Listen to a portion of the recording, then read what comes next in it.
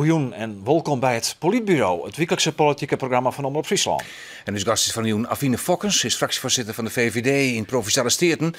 Maar ze we het hebben over het Wiemoenenpark Nij-Hiddemhouw bij de Oostludiek. Matte de Jochem Megamoen bij Hiddemhouw er nou komen of net? De provinciale politiek zit er raar mee in de magen. Bij het Riek binnen om eens afspraken maken, maar het verzet is grut. De VVD pakt ermee om. Affine Fokkens van die VVD, welkom in het Politbureau. Dank. Pakken erbij om. Moet er net eens uitstel komen totdat bekend is wat de zoensklachten wezen kennen van zulke monden. Ja, nou om nu te gaan pleiten voor uitstel, dat vind ik iets te voorbarig. We hebben vorige week de eerste inspreekavond gehad. Vanavond volgt de tweede inspreekavond. Alle omwonenden komen daar om daar hun verhaal te houden. Het is ook heel goed dat mensen dat doen. De gedeputeerde zal vanavond ook voor het eerst iets over gaan zeggen. Het debat in de Staten moet nog. Dus ik vind het nu al te zeggen van goh, moet dat maar te vroeg. SP zei van wel, ik een collegepartner, maar je stelt er wel hier voor dat altijd zo wezen kennen dat die procedure beter werkt en dat je hem dan uitstelt, toch? Ja, nou ik al zei, dat vind ik nu al te verbagen om dat nu al te gaan zeggen. Dan dat ik eerst gewoon de debatten wil gaan voeren die nog moeten gaan komen. En ik wil met name ook de gedeputeerde wil ik hierover horen. Nou is het voorstel dat die mensen in die streek, die staat Jim binnen op deze enorme moen, want dat ben enorme moen, eigenlijk op jouw in onzekerheid zitten. Dat kan je toch eigenlijk net maatje? En dat zou moeten pleiten voor wel of geen uitstel? Uitstel. Wel, maar daar gaat die onzekerheid gaat toch niet mee weg? Nee, maar de mensen weten nog net wat stond daar binnen. Ja. En nevens Akjoze, ja, ben je net zo viertje zeggen van we doen het misschien eerst maar even net. Nee. Op het moment dat wij als staat zouden gaan besluiten tot uitstel over te gaan, en dan moet de meerderheid ook voorkomen, dan moeten we ook voor de consequenties daarvan staan. En dat betekent dus dat er ook een behoorlijke schadeklem kan gaan komen van initiatiefnemers. Want die lopen dan in oktober hun eerste SDE-subsidie mis. Het tweede risico, wat ook niet mals is dat de Rijk kan gaan zeggen, op het moment dat wij in de vertragingsmodus komen, we gaan er overheen. Hè. We maken, het is nu een PIP, een provinciaal inpassingsplan. Dan wordt het een RIP, oftewel een Rijksinpassingsplan. Maar dan luidt het volgen naar het Riek. Precies. Ja. En nu is het nog zo dat de PIP, zoals die nu voor ligt, zit er behoorlijk veel extra's in voor de omwonenden. Daar heeft de ORR, dus de Omgevingsadviesraad, zich hard voor gemaakt. Op het moment dat het Rijk het over gaat nemen, dan gaan al die extra's eruit. Zie je eigenlijk de meeste matenesse zeuren, wij hebben het maximale eruit sleept en samen maar het uiteindelijk maar komen? Nou, zeuren vind ik wel heel wachtbij, want ik snap de zorg heel goed die de mensen hebben. Excuus. Ik zou dus ook niet graag in de buurt willen wonen.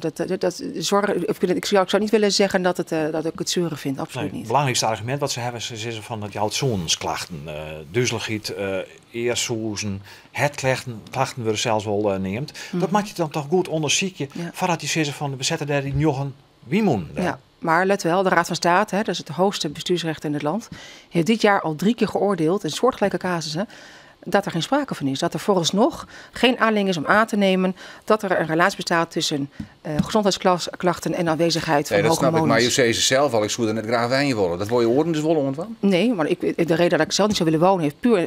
Kijk, de reden, als VVD destijds, dit laat ik het anders formuleren. Het besluit wat nu voor ligt is een uitvloeisel van een besluit wat in december 2014 is genomen door de meerderheid van de Staten. Wij als VVD hebben tegengestemd destijds. Waarom hebben we tegengestemd? Omdat wij tegen windenergie op land zijn. En redenen die mensen inderdaad nu aanvoeren. Je hebt hem toch conformeerd, want je bent in het college gestapt, dus je moet het wel uitvieren. Zelfs je deputaire Klaas Kielstra, moet dat doen? Nou, in die zin, het is niet... Dat je altijd spagaat. Nou ja en nee, want het is niet zozeer dat wij als collegepartner dan ons moeten conformeren. Ik moet me daar als statenlid aan conformeren.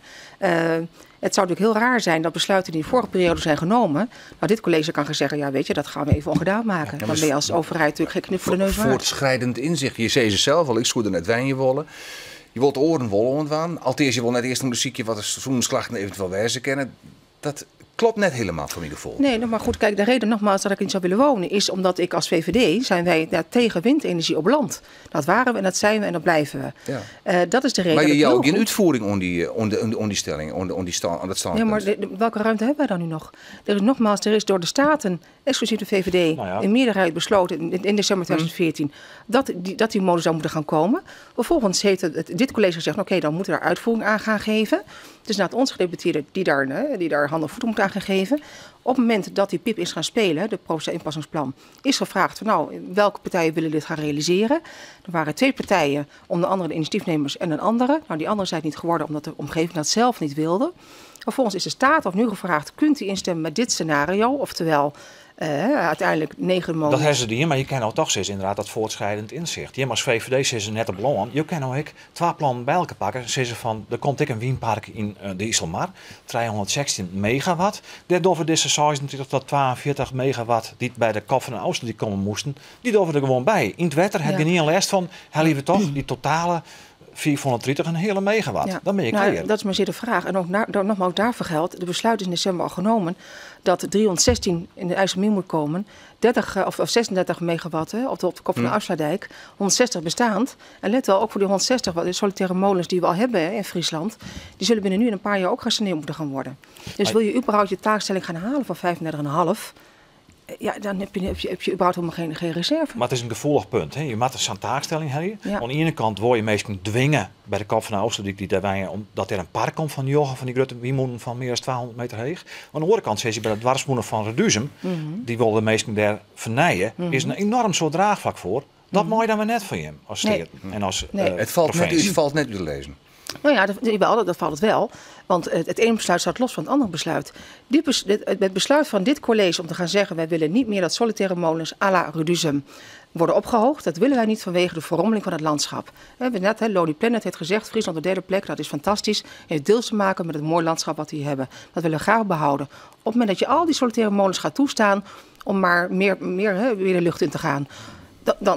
Als je tegen Reduzem zegt dat mag, nou dan krijg je ook de andere solitaire molens die dit gaan net al het warm wollen dat op deze manier staat dat Reduzem doet. En je zet ze nou wel bij de Oosterdijk, wat toch ik een soort erfgoed van Friesland is. Maar het zijn niet alleen dorpsmolens. We hebben het ook over molens van boeren. Gewoon die zo'n ding op een erf hebben staan en zeggen, nou, wij willen hem eigenlijk wel omhoog hebben. Maar nou hij toch hier niet de Oosterdijk Friesland inkomt.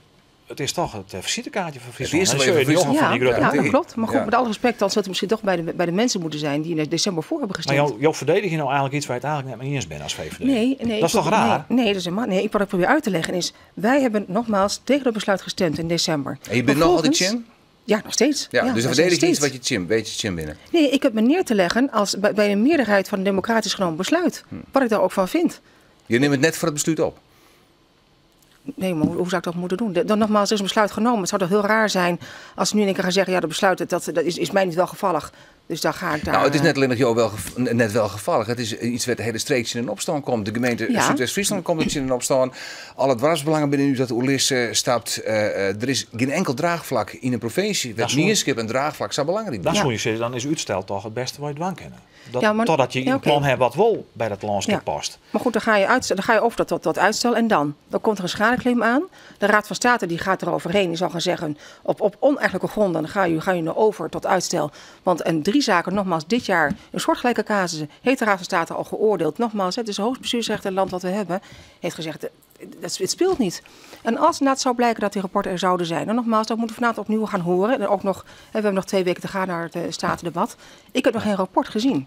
Ja. Maar dat zou moeten blijken. Klaas Kielstra, je bent deputaire van de VVD, die is er jong bij. Omgevingsadviesraad hij ik al neemt. Dwarsbelang binnen daar uitstapt omdat ze toch kritiek hebben op de communicatie met de provincie. Ik zelfs een inspreker vorige week die zei van een gemiddeld dwarsbelang het een betere communicatie met de inwoners als de provincie gewoon het Kielstra fout in. Nee, ik vind niet dat Kiels het fout gedaan, maar overigens ook daarvan. Dat niet handige dank in, want iedereen is eruit staat qua dwarsbelang. Ja, die omgevingsadviesraad. Maar de enige rol van de provincie met het instellen van een OR heeft te maken met, we hebben het destijds als provincie gefaciliteerd. We hebben aangegeven, er moet een ORL komen. Er zijn kaders voor weergegeven, ook criteria waar je aan moet voldoen. Dat betekent dat bijvoorbeeld geen mensen met een persoonlijk belang erin mogen gaan zitten. Gezegd, we willen sowieso een categorie van het direct omwonen. Dan praat je over 20, 25 adressen ongeveer. We hebben gezegd, we willen buurt hebben, we willen inderdaad de dorpen eromheen hebben. We willen de recreatie, het Friese Milieufederatie bijvoorbeeld is gevraagd. Dus zo is gekeken van welke mensen willen erin. Niet iedereen op voorhand wilde er überhaupt in. De Friese Milieufederatie wilde dat ook bijvoorbeeld niet, om humorverende redenen. En dus dan ga je een samenstelling creëren.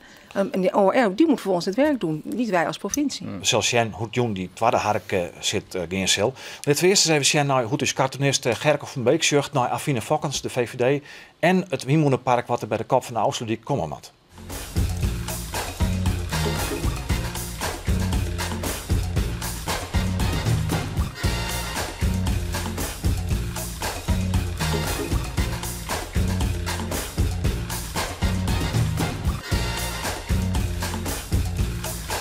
Affine verdwaalt in het woord van 42 megawatt.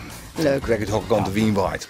Mooi deze maanden moet er officieel een besluit komen. Ja. Sjen had het, ik zag het, Davine Fokkers, tegen dank van je komst naar het politiebureau. Graag gedaan. En we willen graag zelf dat je beschikbaar blijft voor u. Hartstikke leuk, dat ga ik doen. Bedankt. Oké, dank u wel. Wat zag je deze aflevering van het politiebureau? We hebben de nieuwe weekend vanzelfs weer dan de laatste voor de simmerstop.